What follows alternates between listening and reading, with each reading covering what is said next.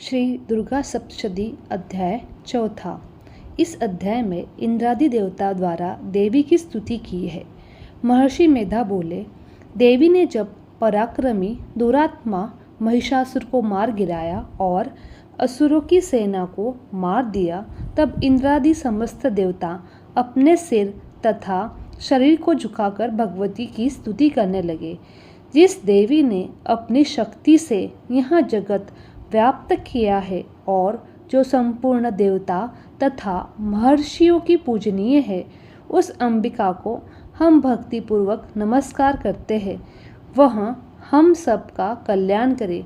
जिस अतुल प्रभाव और बल का वर्णन भगवान विष्णु, शंकर और ब्रह्मा जी भी नहीं कर सकते, वहीं चंडिका देवी इस संपूर्ण जगत का पालन करे और अशुभ भय का नाश करे। पुण्यात्माओं के घरों में तुम स्वयं लक्ष्मी रूप हो और पापियों के घरों में तुम अलक्ष्मी रूप हो, और सत्कुल में उत्पन्न होने वाले के लिए तुम लज्जा रूप होकर उनके घरों में निवास करती हो। हम दुर्गा भगवती को नमस्कार करते हैं। हे देवी, इस विश्व का पालन करो। हे देवी, हम तुम्हारे अचित्त रूप का किस प्रकार वर्णन करें। असुरों का नाश करने वाले भारी पराक्रम तथा समस्त देवता और दैत्यों के विषय में जो तुम्हारे पवित्र चरित्र है, उनका हम किस प्रकार वर्णन करें। हे देवी, त्रिगुणात्मक होने पर भी तुम संपूर्ण जगत की उत्पत्ति का कारण हो। हे देवी, भगवान विष्णु, शंकर आदि किसी भी देवता ने तुम्हारा पार नहीं पाया। तुम सबकी आश्रय हो। यह संपूर्ण जगत तुम्हारा ही अंश रूप है, क्योंकि तुम सबकी आदिभूत प्रकृति हो। हे देवी, तुम्हारे जिस नाम के उच्चार से संपूर्ण यज्ञों में सब देवता तृप्ति लाभ करते हैं, वह स्वाहा तुम ही हो। इसके अतिरिक्त तुम पितरों की तृप्ति का कारण हो, इसीलिए सब आपको स्वंधा कहते हैं। हे देवी, वह विद्या जो मोक्ष को देने वाली है, जो अचित्त महाज्ञान स्वरूपा है, तत्वों के सार को वंश में करने वाली, संपूर्ण दोषों को दूर करने वाली, मोक्ष की इच्छा वाले मुनिजन जिसका अभ्यास करते हैं, वह तुम ही हो। तुम वाणी रूप हो और दोष रहित रुग्ण तथा अजुर्वेदों की एवं उद्गित और सुंदर पदों के पाठ वाले सामदेव की आश्रय रूप हो। तुम भगवती हो। इस विश्व की उत्पत्ति एवं पालन के लिए तुम वर्ता के रूप में प्रकट हो। तुम संपूर्ण संसार की पीड़ा हरने वाली हो। हे देवी, जिससे सारे शास्त्रों को जाना जाता है, वह मेधा शक्ति तुम ही हो, और दुर्गम भवसागर से पार करने वाली नौका भी तुम ही हो। लक्ष्मी रूप से विष्णु भगवान के हृदय में निवास करने वाली और भगवान महादेव द्वारा सम्मानित गौरी देवी तुम ही हो।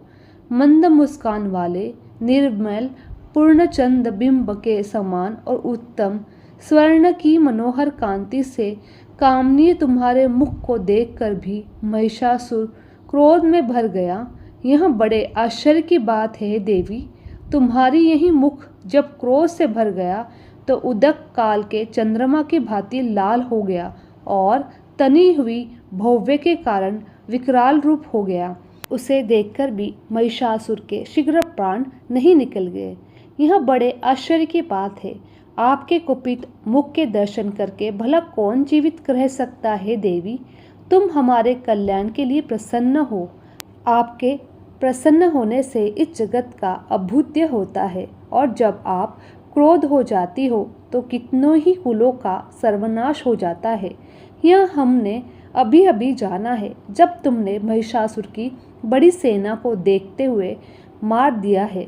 हे देवी, सदा प्रताप देने वाली तुम जिस पर प्रसन्न हो जाती हो, वही देश में सम्मानित होते हैं। उनके धन यश की वृद्धि होती है, उनका धर्म कभी शिथिल नहीं होता, और उनके यहाँ अधिक पुत्र पुत्रादि और नौकर होते हैं। हे देवी, तुम्हारी कृपा से ही धर्मात्मा पुरुष प्रतिदिन श्रद्धापूर्वक यज्ञ करता है और धर्मानुकूल आचरण करता है और उसके प्रभाव से स्वर्गलोक में जाता है, क्योंकि तुम तीनों लोकों में मनवांछित फल देने वाली हो। हे दुर्गा, तुम स्मरण करने पर संपूर्ण जीवों के भय को नष्ट कर देती हो और स्थिर चित्त वालों के द्वारा चिंतन करने पर उन्हें और अत्यंत मंगल देती हो। दारिद्र्य दुख नाशिनी देवी, तुम्हारे सिवा दूसरा कौन है?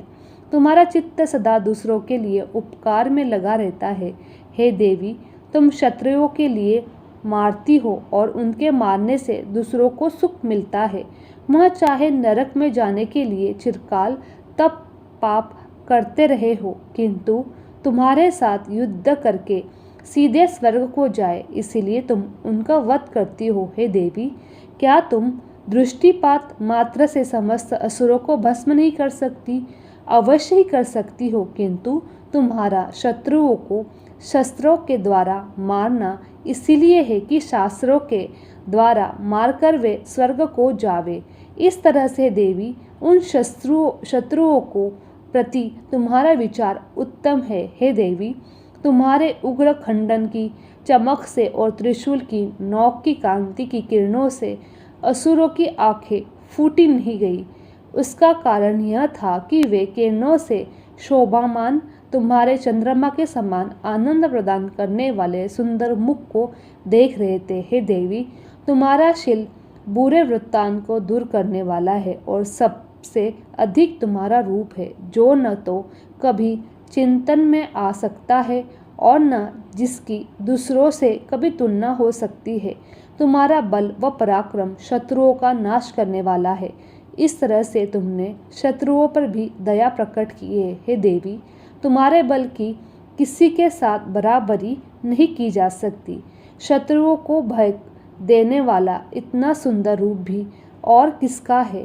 हृदय में कृपा और युद्ध में निष्ठुरता, यह दोनों बातें तीनों लोकों में केवल तुम ही में दिखाई दी है। हे माता, युद्ध भूमि में शत्रुओं को मारकर तुमने उन्हें स्वर्गलोक में पहुंचाया है। इस तरह तीनों लोकों को तुमने रक्षा की है तथा उन उन्मत्त असुरों से जो हमें भय था उसको भी तुमने दूर किया है। हम तुम्हारा नमस्कार करते हैं देवी।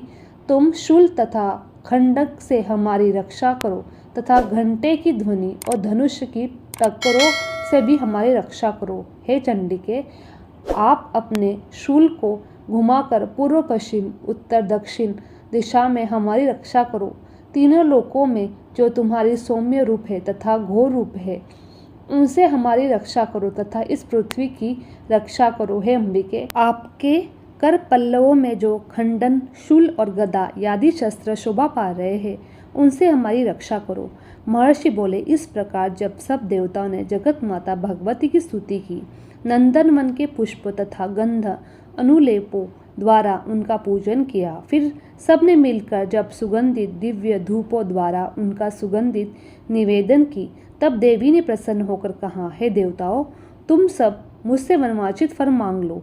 देवता बोले, भगवती, तुमने हमारा सब कुछ कार्य कर दिया, अब हमारे लिए कुछ भी मांगने को बाकी नहीं रहा, क्योंकि तुमने हमारे शत्रु महिषासुर को मार डाला।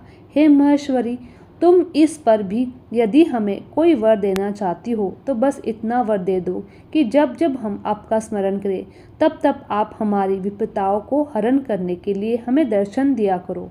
हे अंबिके, जो कोई भी तुम्हारी स्तुति करे, तुम उनको वित्त, समृद्धि और वैभव देने के साथ उनके धन और स्त्री संपत्ति बढ़ावे और सदा हम पर प्रसन्न रहे।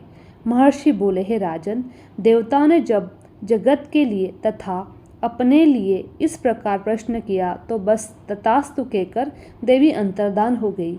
हे भूप, जिस प्रकार तीनों लोगों को हित चाहने वाली यह भगवती देवताओं के शरीर से उत्पन्न हुई थी, वह सारा वृत्तांत मैंने तुमसे कह दिया है। और इसके पश्चात दुष्ट असुरों तथा शुंभ निशुंभ का वध करने और सब लोगों की रक्षा करने के लिए जिस प्रकार गौरी देवी के शरीर से उत्पन्न हुई थी, वह सारा वृत्तांत मैं यथावत वर्णन करता हूँ। इति श्री दुर्गा सप्तमी पाठ अध्याय 4 समाप्त।